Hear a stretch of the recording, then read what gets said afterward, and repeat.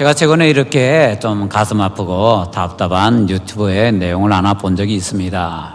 어떤 젊은 사람이 이렇게 얘기를 하더군요. 자기 아버지는 월급이 600만 원이랍니다. 그런데 자기들은 집이 한 채도 없대요. 그리고 제대로 못 살고 있다고 합니다. 그리고 아버지와 어머니가 자주 다툰다고 합니다.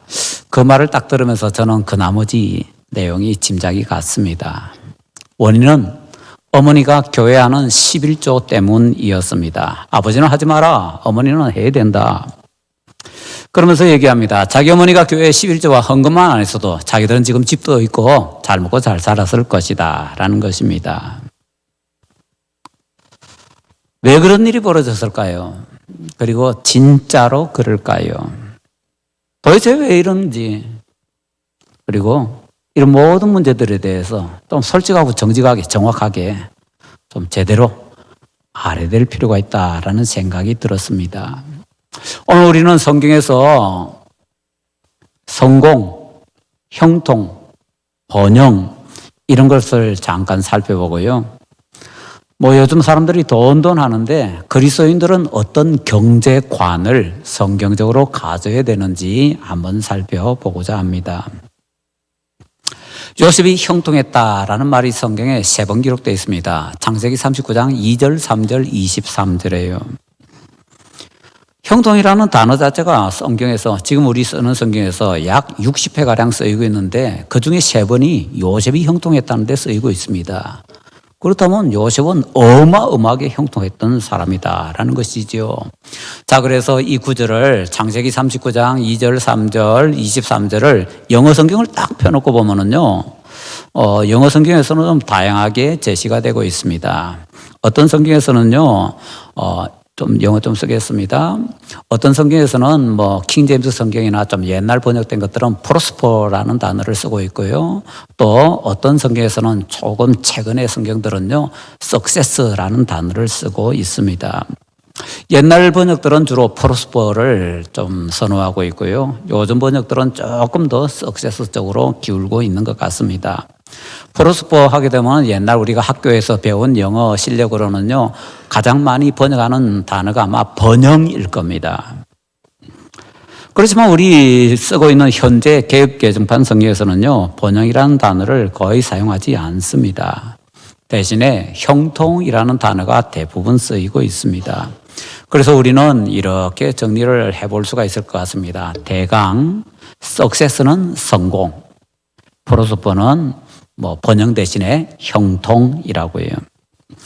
우리 한글 성경에서도 표준 세버정이나 공동 번역 등에서는요, 요즘 이제 번영 또는 성공이라는 단어를 꽤 많이 사용을 하고 있습니다. 그런데 참 독특한 사실이 하나 있습니다.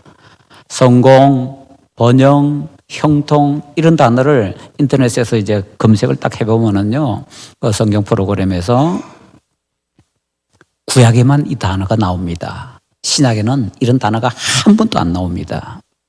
이게 뭐지? 구약에 있는 단어들을 이제 정리하면은 그 단어들은 대강 이런 뜻입니다. 앞으로 전진하다라는 것이 기본 뜻입니다. 앞으로 막 전진합니다. 전쟁하는 사람이 앞으로 전진하면 승리하게 되는 거고요.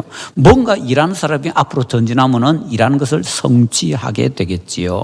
그래서 이 성공, 형통이라는 것은 바로 그런 개념을 가지고 있다라는 것입니다. 그런데 신약 성경에서는 그러면 성공이나 형통, 번영에 대해서 관심이 없냐? 아마 그렇지는 않고 문화가 달라서 그럴 겁니다. 이 히브리어 쓰는 이 이스라엘의 문화권하고 헬라어를 쓰는 그리스 로마의 문화권이 달라서 단어는 안 쓰이지만 개념은 좀 비슷한 그런 개념들이 있습니다. 비슷한 단어를 굳이 예로 들자면은 신약에 복되다, 복 있다라는 그 단어가 구약에 있는 형통이나 성공과 비슷하다라고 성경학자들이 제시를 하고 있습니다. 구약에는 그럼 복됨, 복 있다가 없느냐? 시편 1편에 보면 복 있는 사람은 그 다음에 형통, 거기는 다 나오네요. 예, 그렇다라는 것을 대강 이제 정리를 한번 해봅니다. 자, 그러면서요, 영어 성경을 가만히 들여다보면 이 성경, 저 성경 들여다보면은 고개가 좀 갸우뚱해집니다. 요셉이 형통했다라고 하면 그냥 우리가 그런갑다 하고 거기에 끄덕거리고 갑니다. 그런데 영어 성경을 읽으면서 번역을 했더만 요셉이 성공했다. 똑같은 구절입니다. 창세기 39장 2절, 3절, 23절을 요셉이 성공했다라고 읽으면은 굉장히 이상한 느낌이 듭니다. 억울하게 노예로 팔려갔는데 노예가 성공? 억울하게 감옥에 들어갔는데 죄수가 성공? 뭐지 이거? 굉장히 혼란스러워지는 겁니다. 성공이라는 단어로 바꾸게 되면은. 그래서 성공, 번영, 형통 이게 영어 빼놓고 그냥 우리 한국에서는 어떻게 쓰이는가 한번 살펴보고 싶습니다. 국립국어원에서 나온 표준국어 대사전을 보니까 이렇게 나와 있습니다. 성공, 목적하는 바를 이룸. 이거 보면요, 어떤 것을 이루는 과정 중에서 노력하는 것에 초점이 맞춰져 있습니다. 번영, 이것은요, 번성하고 영화롭게 됨, 결과에 초점이 맞춰져 있습니다. 그 다음에 세 번째로는요, 형통, 모든 일이 뜻과 같이 잘 되어 감. 성공이라는 것과 비교하면은 성공은 목적하는 바를 이루는데 누가요? 자기 목적하는 바를 이루는 것, 자기가 노력하는 것이 강조가 되고 있고요. 형통이라는 것은 누가 노력하는지 그거는 잠시 놔두고 목적하는 그것이 이루어지는 것에 초점이 맞춰져 있습니다. 그러니까 성공이라는 것은 자기가 노력하는 거고 그래서 결과를 얻는 것이고, 형통이라는 것은 바깥에 다른 데서 어떤 도움이 주어질 수 있다라는 거죠. 도움이 주어지든 내가 하든 어떻게든 그 일이 이루어지면 그게 형통이다라는 거지요. 자, 우리 한국에는 이렇게 정리를 할 수가 있습니다. 자, 그러면은 이제 이 성공, 형통, 번영 이런 것들이 우리 한글 성경에서는 또 어떻게 됐는가 보니까요. 우리 한글 성경에서는 말씀드린 것처럼 번영은 거의 사용하지 않고요. 성공도 거의 사용하지 않습니다. 요즘 번역된 성경들은 성공, 번영이 형통만큼 많이 사용되고 있습니다. 각각 한 20회 정도씩 막 사용이 되고 있습니다. 자, 그러면 이제 우리가 지금 쓰고 있는 개역 개정판 중시를 보면은 어떻게 얘기를 할 수가 있을까요? 대강 이렇게 정리를 할 수 있을 것 같습니다. 대강이라고 제가 말씀드립니다. 사람이 자기가 열심히 노력해서 뭔가를 얻어내면은 그것을 성공이라고 하고, 그 다음에 자기가 열심히 노력하는데 바깥에서 도움은 우리 기독교에서는 하나님이죠. 하나님께서 도와주셔서 뭐 은혜 주시고 복 주시고 이렇게 하시는 거죠. 그걸 통해서 뭔가가 이루어지면 그걸 형통이라고 할 수 있겠다. 대강 이렇게 정리를 할 수 있을 것 같습니다. 제가 왜 계속 대강 하고 말씀을 드리는가 하면요, 칼로 두부 자르듯이는 이거 절대로 정리가 안 되기 때문입니다. 왜냐고요? 우리가 쓰는 개역 개정판에는 이런 구절이 있기 때문입니다. 시편 73편 3절에 이는 내가 악인의 형통함을 보고, 악인의 형통? 하나님께서 도와주셨나? 하나님께서 복 주셔서 악인이 형통하게 됐나? 뭐 이상하죠? 잠언 21장 4절 말씀, 악인이 형통한 것은 잠언 24장 1절 말씀, 악인의 형통함을, 잠언 24장 19절 말씀, 악인의 형통함을. 벌써 성경에서 악인의 형통함이라는 것이 몇 번 쓰이고 있고요. 그 위에도 악한 사람이 형통하게 된다라는 구절도 꽤 많이 있습니다. 정확하게 지금 우리가 쓰고 있는 성경에서는 형통이라는 단어가 59에 쓰이고 있는데요. 절은 58절입니다. 한 절에서 두 번 쓰인 경우가 있어서 59에 쓰이고 있는데 그 중에서 10번까지는 아니지만은 거의 10번에 가깝도록 악인이 형통한다는 말이 쓰이고 있습니다. 그러니까 내가 열심히 노력하는데 하나님께서 복 주셔가지고 잘 되는 것, 목적하는 바를 이루는 것을 무조건 형통이라고 하면 악인의 형통을 설명할 수가 없게 되는 거죠. 그래서 제가 대강이라고 말씀을 드린 거지요. 자, 그러면 이제 정리가 되었죠. 대강 정리하십시다. 우리가 열심히 성공해서 우리가 뭔가 결과를 이뤄내는 것, 그건 성공이라고 하고, 우리 열심히 일하는데 하나님께서 복을 부어주셔가지고 그것이 잘 되는 것, 그걸로 한번 형통이라고 해봅시다. 그래서 오늘 가능한 한 형통이라는 단어를 좀 많이 사용하겠습니다. 자, 이제 요즘 우리가 가장 관심이 많은 것이 경제인 것 같습니다. 앉으나 서나 자나 깨나 그냥 경제. 그건 좋은 편이고요. 조금 잘 안 쓰려고 하는 편으로는 돈 하고 있습니다, 지금. 자, 그런 세상에서 나는 뭐 도객 정정하리라, 나는 돈 없이도 살 수 있다. 그런 사람들이 보면은 보통 돈과 함께 동고동락을 하고 있습니다. 밤에 자면서 돈을 생각하면서 자고요. 꿈속에서 돈을 꿈꾸고요. 일어나서 또 돈 걱정하고 있고요. 남들 앞에서는 나는 돈 없어도 괜찮아 하는 사람들이 보통 돈과 함께 동행을 하고 있습니다. 차라리 돈과 동행하지 말고 하나님과 동행해야 될 것 같습니다. 그러려면은요, 돈에게 너무 그렇게 쥐어잡혀서 살지 않아야 된다라는 것이죠. 그러면 우리가 경제적인 부분에 있어서 형통을 좀 받아야 되겠는데, 성경적으로 볼 때 우리가 형통하려면은 어떻게 해야 되는가? 성경에서 형통할 수 있는 방법을 몇 가지 가르쳐 주고 있습니다. 오늘 그것을 한번 배워서 우리 실제 생활에서 한번 적용을 해서 좀 여러분 가운데서도 경제적으로 형통한 사람들 많이 나오시기를 축원합니다. 이러면 아멘 좀 크게 해주셔야죠. 다시요. 이거 정말 어렵게 말씀드리는 건데. 자, 우리 성도님들 가운데서도 이 어려운 시대, 그리고 더 어려워진다고 하는데, 더 어려워진다고 하는 이 시대에 성경적인 방법을 동원해서 형통하는 분들이 많이 나오시기 바랍니다. 자, 그럼 배워봅시다. 성경에서는 어떻게 하면 형통할 수 있다고 하는가? 첫 번째는요, 기도하기입니다.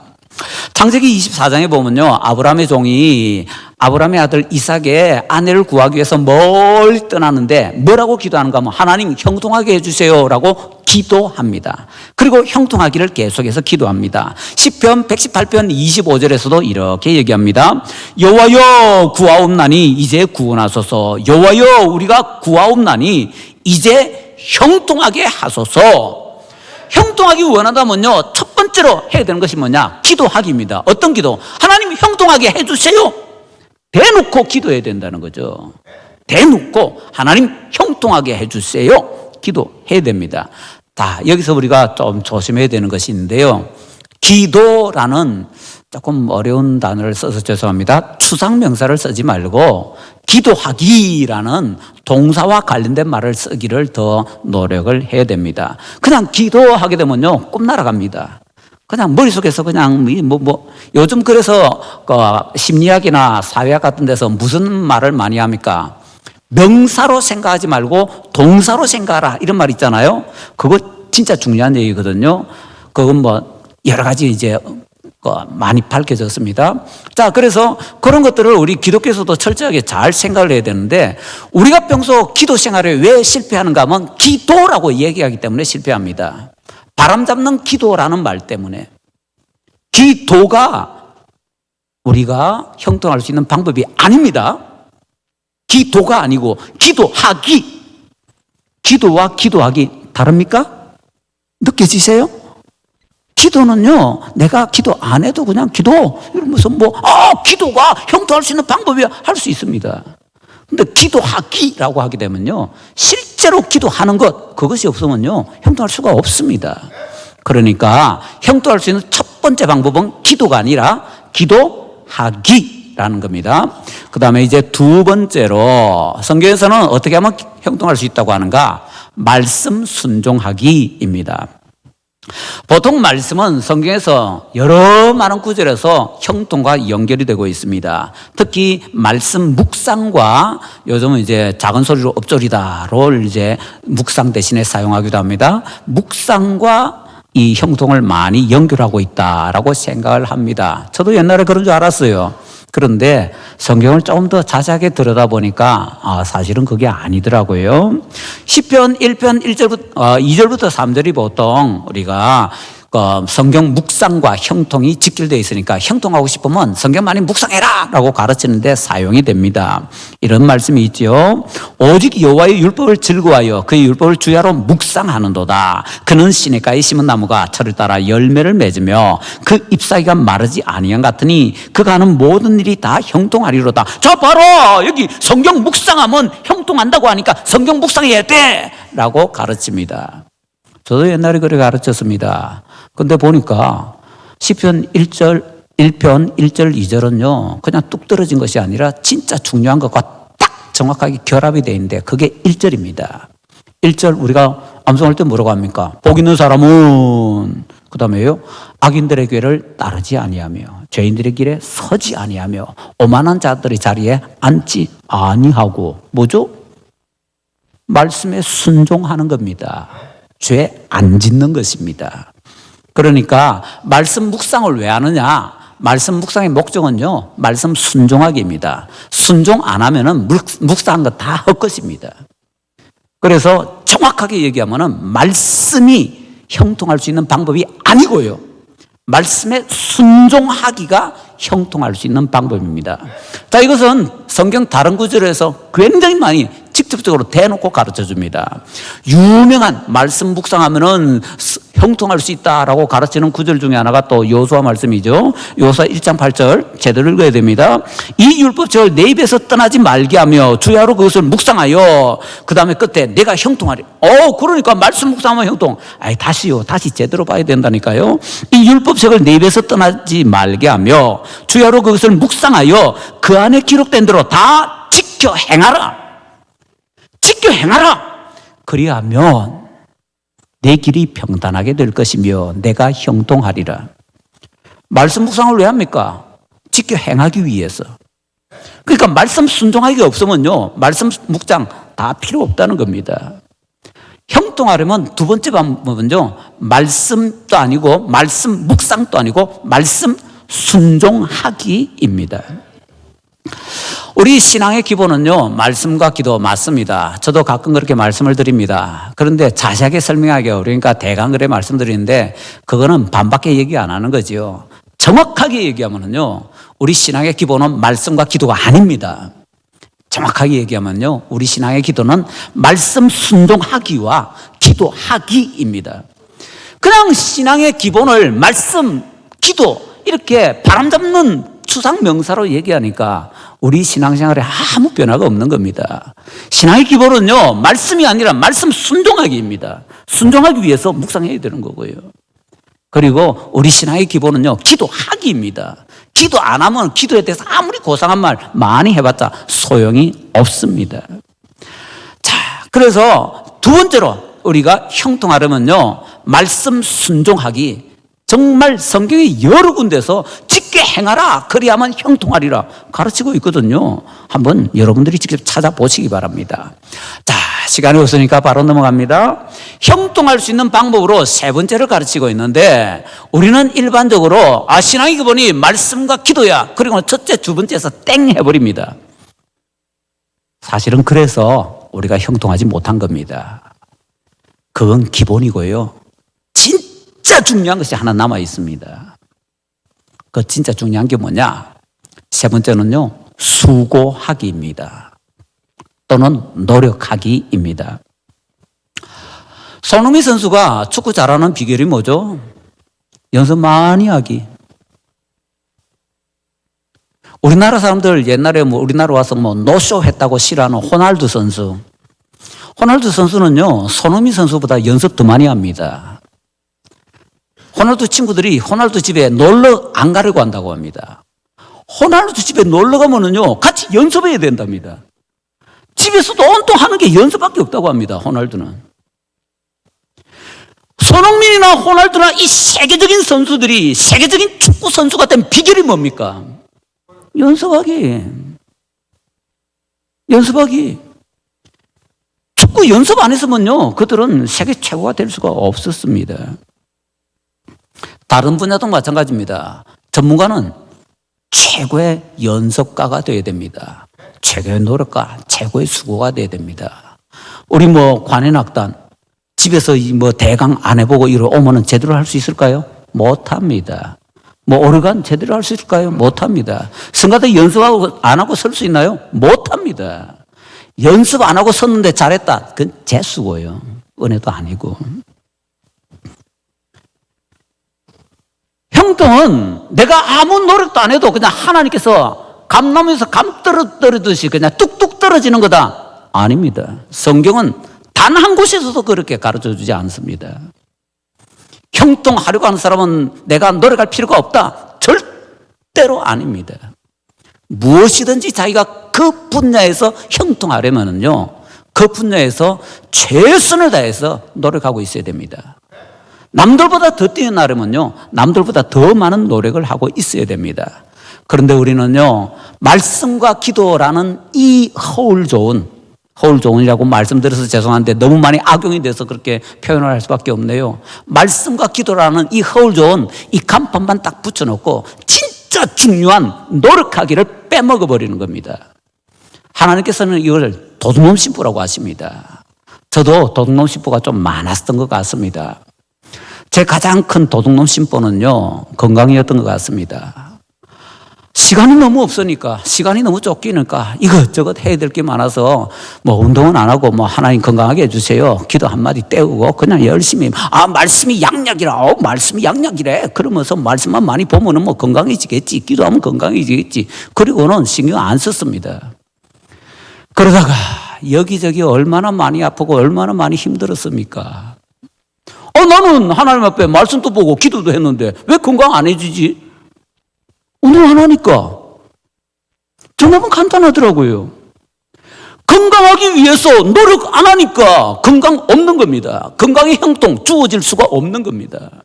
하나님께서는 저에게 건강 주시려고 건강 보따리, 건강 창고문을 활짝 열어놓고 야 내가 줄게 그러고 계시는데 제가 건강을 받을 수 있는 그릇을 준비 안 했잖아요. 그러니까 하나님께서 부어주셔도 저는 다 흘려버리고 없는 겁니다. 그래서 요즘은요, 도둑놈 심보 버리고 건강하려고 노력하고 있습니다. 아무리 못해도 이틀에 한 번은 운동하려고 하고요. 한 번 운동하면 그날은 보통 1시간 반에서 2시간 운동합니다. 왜요? 더 이상은 안 되니까. 도둑놈 심보 버리고 건강하고 싶으면 내가 건강하기 위해서 열심히 정말 죽도록 운동하면서 주님, 제가 말씀 붙듭니다. 기도합니다. 그리고 제가 이렇게 건강하기 위해서 운동합니다. 그러니까 건강 주세요. 건강의 형통 주세요. 이게 성경적으로 맞는 말이더라라는 것이지요. 자, 그렇기 때문에 조심하셔야 됩니다. 성경적으로 조금 더 정리를 해드릴까요? 성경에서는요, 악한 사람들도 자기가 열심히 노력해서 형통한다고 기록을 해놓고 있습니다. 다니엘서 8장 12절에요. 그의 악으로 말미암아 백성이 매일 드리는 제사가 넘긴 바 되었고 그것이 또 진리를 땅에 던지며 자의로 행하여 형통하였더라. 자기 마음대로 열심히 노력해가지고 악인이 형통한다는 겁니다. 말씀에. 그만 아닙니다. 굉장히 많이 나옵니다. 아까 말씀드렸던 악인의 형통, 그 악인들이 괜히 형통합니까? 악한 사람들 얼마나 노력하면서 삽니까? 못된 짓을 하려고 앉으나 서나 낮이나 밤에나 악한 짓 하기 위해서 계획하고 그 다음에 계획을 실천하고 얼마나 많이 노력합니까? 그래서 그들이 그렇게 뭐 형통이란 말 쓰기 싫고요, 성공하는 겁니다. 김일성, 김정일, 김정은 못되게 무지무지 노력하니까 지금 잘 살고 있는 겁니다. 그러나 그런 악인의 형통은 부러워하지도 말고 시기하지도 말라. 부러움이나 시기의 대상이 아니다 라고 성경은 우리에게 강력하게 경고하고 있습니다. 대신에 악한 사람도 저렇게 노력해서 저렇게 성공하고 있다면 하나님 믿는 내가 더 많이 노력해서 저 못된 사람보다 내가 더 많이 노력해서 더 많이 형통해야 되지 않겠는가? 이런 결단을 우리가 좀 해야 된다라는 것이지요. 신자들이요, 노력하고 수고하면 그만큼 많이 더 형통해집니다. 성경이 가르쳐주는 진리입니다. 시편 128편 2절 말씀. 내가 내 손이 수고한 대로 먹을 것이라. 내가 복되고 형통하리로다. 뭐가 형통이라고 하는가? 자기가 열심히 수고해서 뭔가를 얻으면 그걸 내가 먹는 그것이 형통이래요. 성경의 가르침입니다.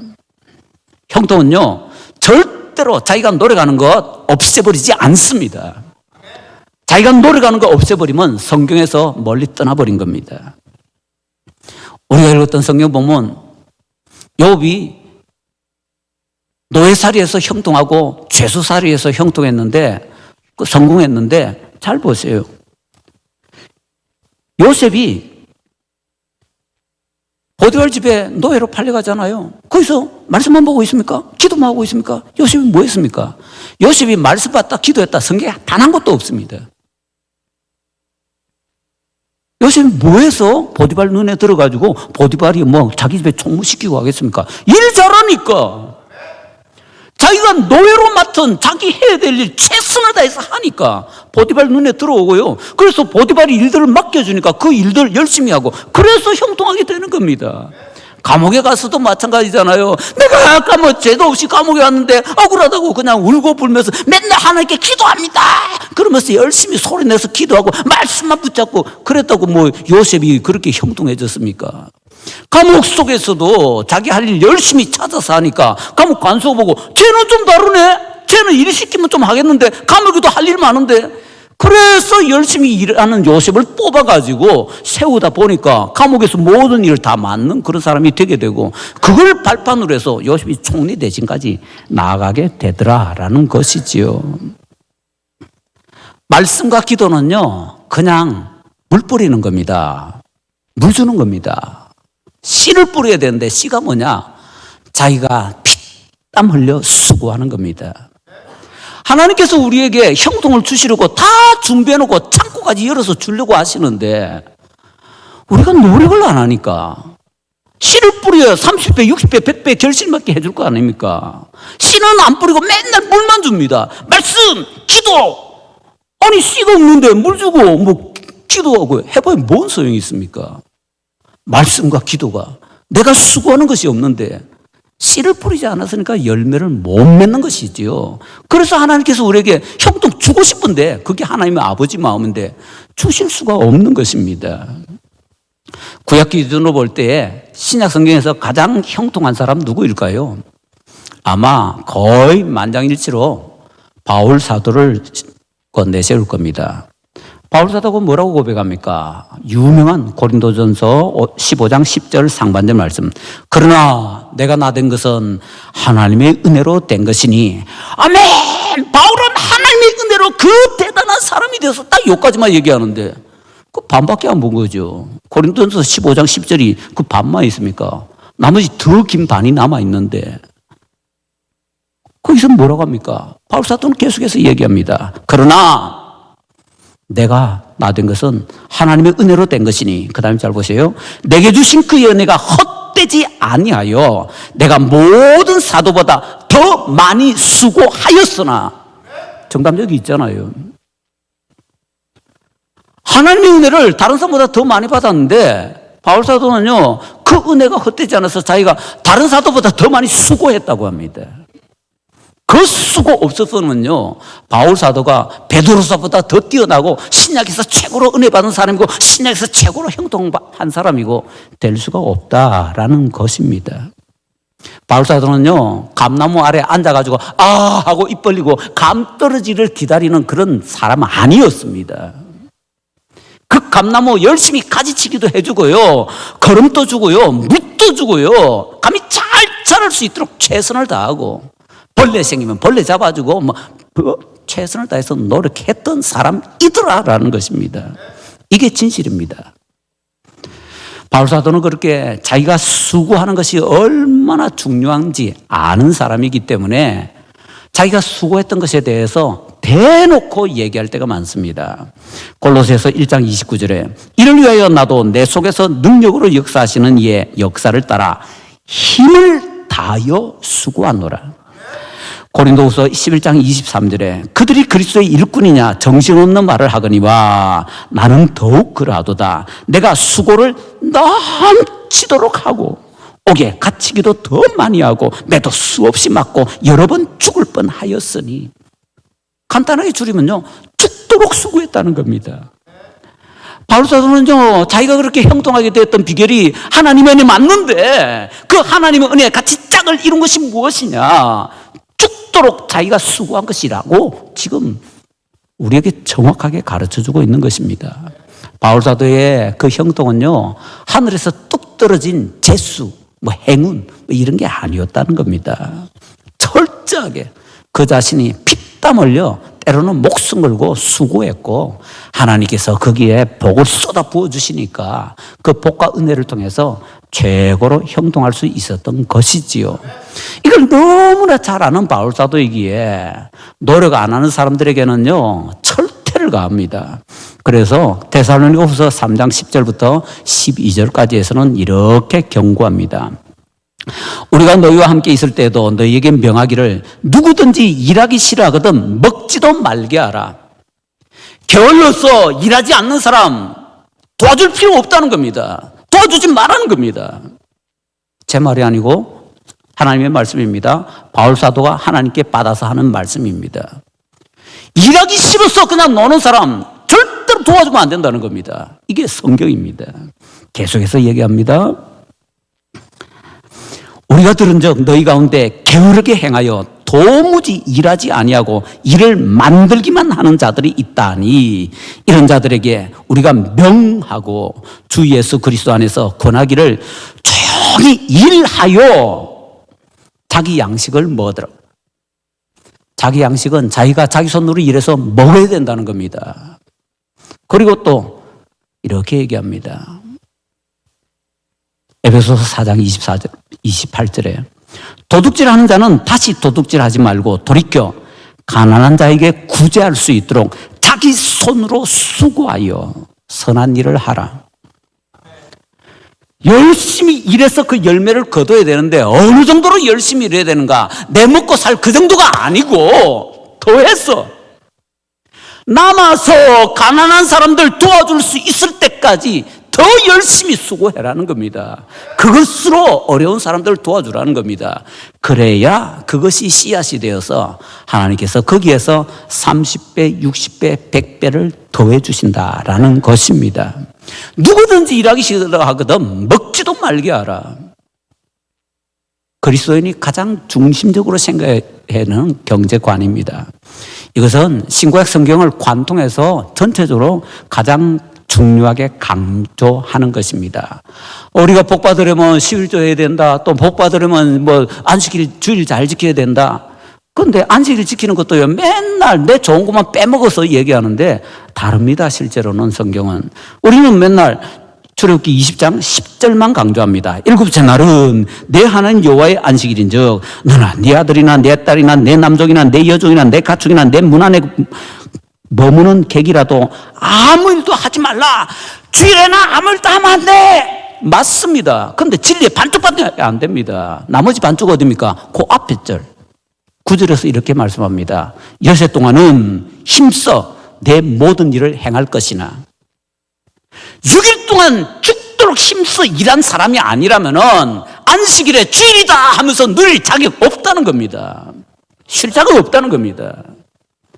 6일 동안 힘써 일하지도 않으면서 무슨 주일이니까 내가 그거 하나님 핑계 대지 말라는 겁니다. 은혜를 사모한 사람은요 은혜 받으려고 한다면 정말 성경의 가르침을 제대로 받아야 됩니다. 계속해서 성경의 말씀 몇 가지 읽어드릴게요. 잠언 10장 4절 말씀. 손을 게으르게 놀리는 자는 가난하게 되고 손이 부지런한 자는 부하게 되느니라. 잠언 12장 24절 말씀. 부지런한 자의 손은 사람을 다스리게 되어도 게으른 자는 불임을 받느니라. 잠언 12장 27절 말씀. 게으른 자는 그 잡을 것도 사냥하지 아니하나니 사람의 부귀는 부지런한 것이니라. 잠언 13장 4절 말씀. 게으른 자는 마음으로 원하여도 얻지 못하나 부지런한 자의 마음은 풍족함을 얻느니라. 결론은요, 게으름은 은혜 없다. 게으름은 성공 못한다. 게으름은 죽어도 하나님께 형통을 못 받는다. 이게 성경의 가르침이다라는 것입니다. 제가 대학교 다닐 때 어떤 예를 듣고 그 당시에는 제가 답을 알지 못해서 굉장히 혼란스러웠고 그 다음에도 계속 해결을 못했던 예가 하나 있습니다.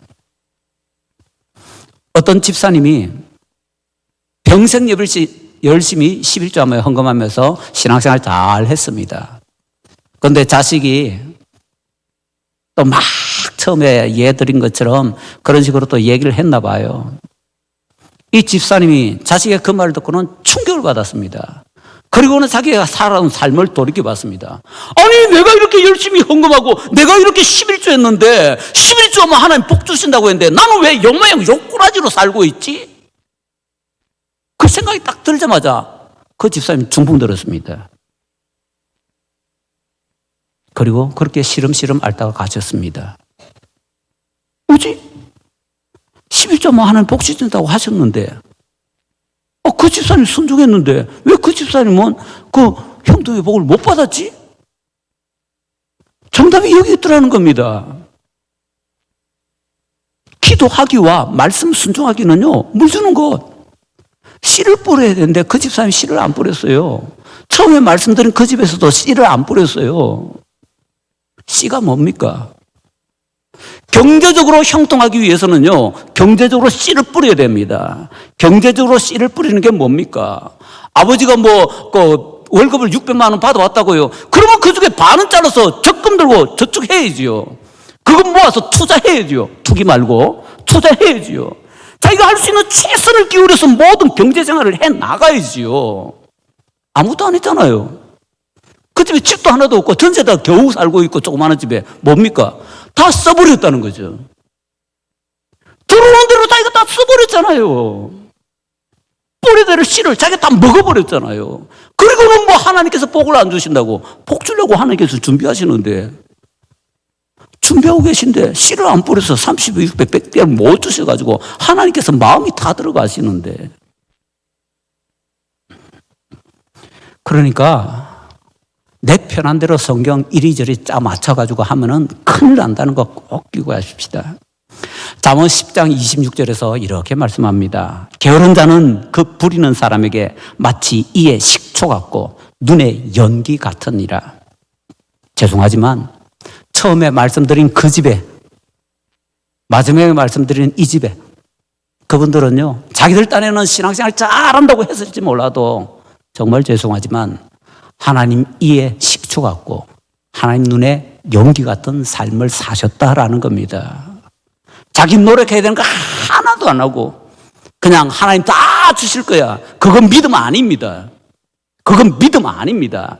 큰 믿음 아니고요. 초란 믿음도 아닙니다. 그거 성경과는 아무 상관없는 자기 신념일 뿐입니다. 자기가 수고하고 손으로 노력하는 거 없이 하나님께서 주신다면 그거는요 그때 아주 특별한 상황이어서 그러는 거지 그런 거는요 아무한테나 그렇게 주어지는 것이 아닙니다. 자, 정리하십시다. 여러분 제발 좀 이 어려운 시대에 형통하셔야 됩니다.